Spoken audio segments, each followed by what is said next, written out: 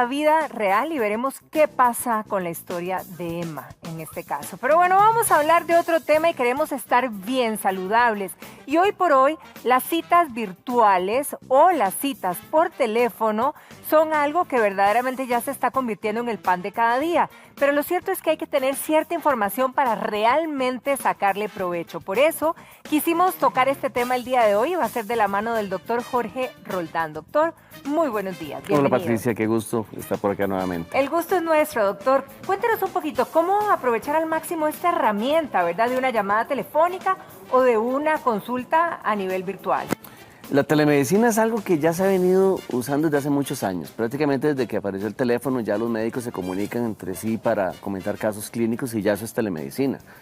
Pero a raíz de todo lo que hemos estado viviendo desde el año pasado, hemos tenido que usar ya como herramienta la telemedicina y desarrollarla más que de lo que se había venido utilizando previamente.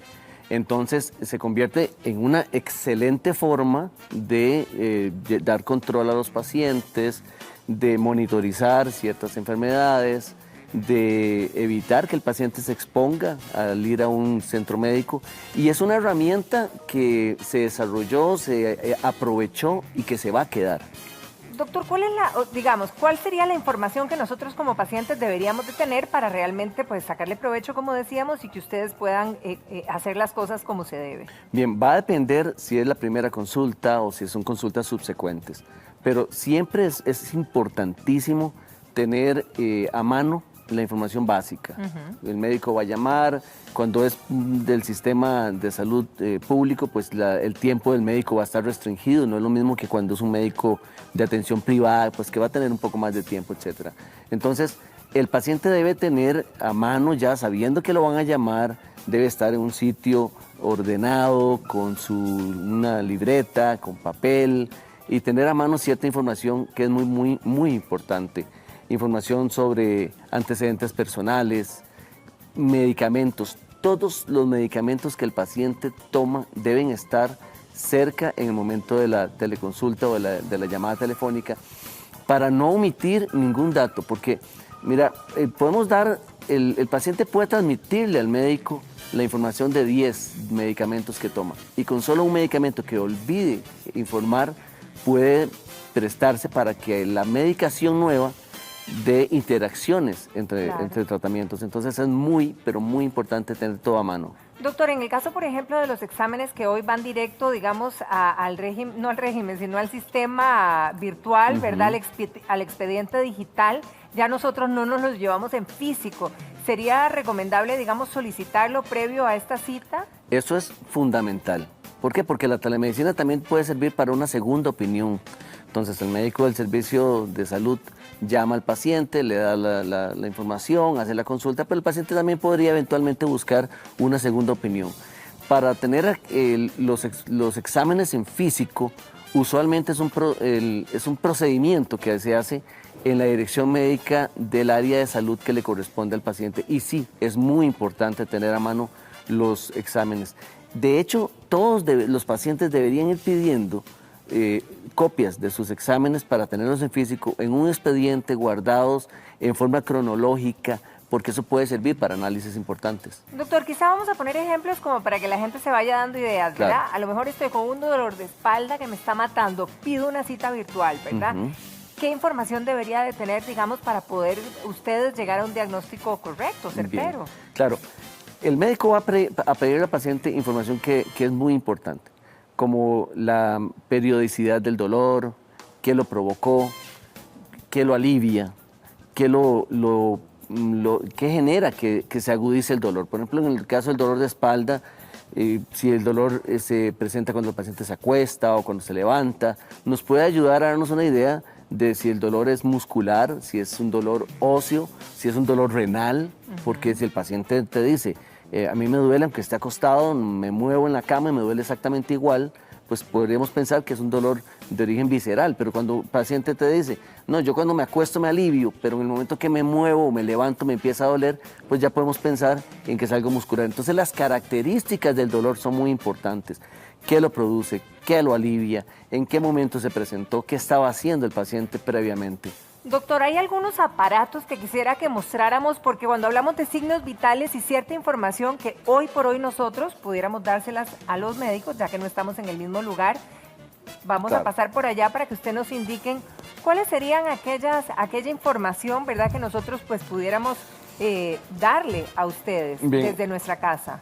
Cuando hablamos de información que vamos a transmitirle a los médicos, a cualquier médico que vamos a hacer telemedicina, perfectamente puede ser una consulta dermatológica que se presta para hacer incluso telediagnóstico, porque son enfermedades y las imágenes que transmitimos por nuestros dispositivos pueden servirle de mucho al especialista.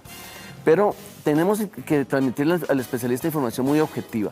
Por ejemplo, la telemedicina tiene un excelente uso en pacientes de cuidado paliativo. Tenemos un paciente que tiene un cáncer, ya no hay nada, no se puede hacer mucho por él, pero vamos a tratar de que esté confortable, que esté aliviado. El sistema de salud le ofrece al paciente una visita cada 15 días, cada mes, pero son pacientes que día a día viven con dolor y con descompensaciones. Entonces, cuando los familiares logran comprar o adquirir algunos dispositivos que puedan servir para transmitir información objetiva al médico, va a ayudar para que el médico pueda tomar decisiones día a día, que sea un buen acompañamiento de esa enfermedad. Entonces, por ejemplo, este que se puso muy de moda, este es el oxímetro. Este es el oxímetro, este es un oxímetro pediátrico. Que se puso muy de moda ahora con el COVID, ¿verdad? Porque es fundamental. Ok, eso lo deberíamos de tener. Deberíamos tener mínimo, tener un oxímetro de pulso, tener termómetro. Vamos a ver el oxímetro para los que no están tan familiarizados con él. Este lo que mide es la oxigenación. Nos va a dar un porcentaje de oxígeno en sangre y nos va a dar también la frecuencia cardíaca. Ok, que son dos signos vitales muy importantes. Perfecto. Luego tenemos el termómetro. Bueno, el termómetro que ya es muy común, que lo vemos en todas las tiendas, en todos los locales comerciales, ¿verdad? Previo a que nosotros entremos, igual podríamos tener este o cualquier tipo, digamos, que ya tuviéramos en nuestro hogar. Exacto. Ok, ¿cuál otro, doctor? Es muy importante porque hoy en día la diabetes es súper común. El glucómetro es importantísimo tenerlo y no es tan costoso como era antes. Antes eran equipos que prácticamente eran inaccesibles. Ahora la tecnología está más... ha bajado los precios, entonces nos puede servir de mucho tenerlo en la casa. Perfecto, entonces paciente diabético. Para todos los que son pacientes diabéticos. Correcto. Perfecto. Y por último... el esfingomanómetro, que nos va a el de la presión arterial. Exactamente, eso es fundamental. ¿Cómo es? Esfingomanómetro. Esfingomanómetro. Me salió. Ok, para medir la presión. Sí, ese nos va a dar la presión, también nos puede dar pulsaciones. Algo muy importante es, no solamente debemos tener los dispositivos, tenemos que saber usarlos. Y para eso disponemos de tutoriales en redes sociales, porque la idea es transmitirle al médico la información bien tomada. Exacto. La pregunta va por ahí, doctor. Digamos, ¿yo debería de tener ya esta información previo, digamos, al encuentro con el médico, o es que me lo voy a tomar todo en el momento que esté en la pura cita? Hay que darle la última medición, hay que darle un registro de la semana. ¿Qué sería lo recomendado? Va a depender, eso depende de la causa de la teleconsulta, pero claro, no es...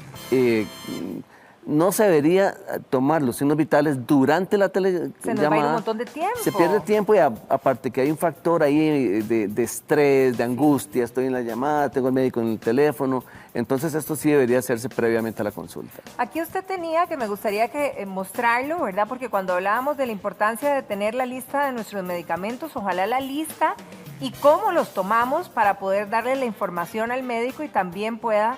pues el tener un mejor panorama, ¿verdad? E igual, doctor, quizá cuando hablábamos de tener una libreta con un lapicero, que usted lo aclaró, deberíamos de hacer las preguntas previas, tenerlas anotadas, porque a veces uno igual, estresado con el doctor al frente, se le olvidó a uno todo lo que en algún momento pensó que quería preguntarle. Claro, eso es fundamental, tener todas las consultas, todas las dudas que queremos despejar con el médico y de paso tener un lapicero para anotar todas las recomendaciones que el médico nos está dando. Cuando se trata de un adulto mayor, es importante también tener el contacto de emergencia para dársele la información al médico, que el médico sepa a cuál hijo o a cuál nieto debe llamar en caso de darle seguimiento al paciente.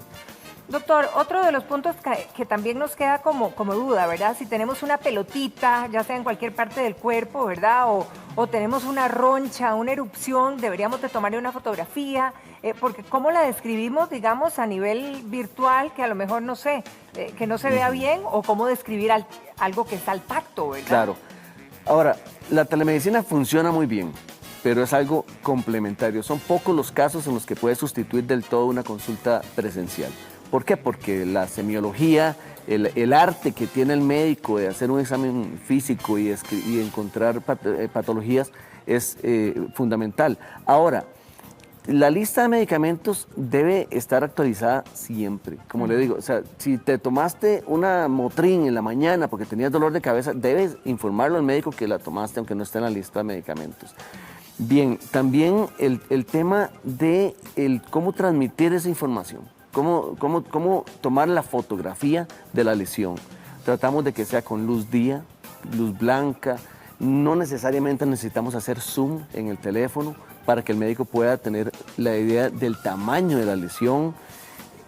Durante la consulta al médico, pues lógicamente va a hacer preguntas muy importantes para complementar la información que se necesita para hacer un buen diagnóstico.